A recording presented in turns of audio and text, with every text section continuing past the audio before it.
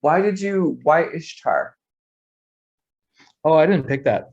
Um, it was chosen for me when I took monastic vows, and Okay. the idea behind the name that you were given, and most of my colleagues and peers were given, like proper Sanskrit names, and here I was like really excited. I'm going to get myself a Sanskrit name, and they give me something that's not really a Sanskrit name, and which and the meaning of it, this particular iteration, the meaning comes from the meditation founders' basically own mythological system.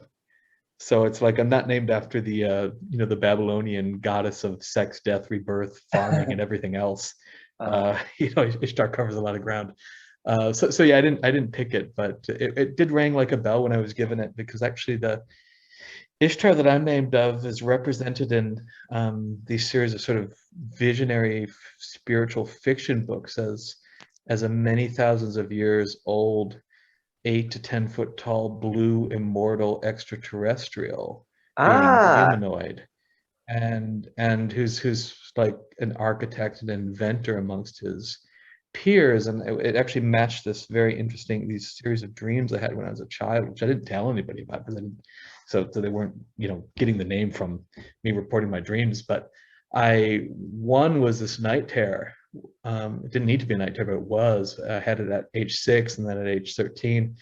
Third time I had it at age 20, and it wasn't a terror. But these first two, I would wake up and from this dream, and all that was happening in the dream was I was just this 8 to 10 foot tall blue guy. I was standing in a place that was a whole lot like Mongolia or Wyoming if the girl, kind of big rolling hill, and looking up at the sky, and I would wake up to the sounds of my own screaming, because the pain, whatever pain I was feeling, was so vast. It was as vast as the sky, and it's like this loneliness, this sense that everybody I'd ever loved had died, or left the planet. It was just a massive, such a large feeling I couldn't contain it as a 6-year-old nor as a 13-year-old.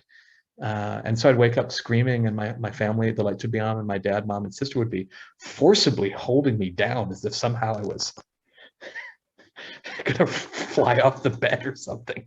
So wow. then I had it in my teacher training and in my meditation teacher training.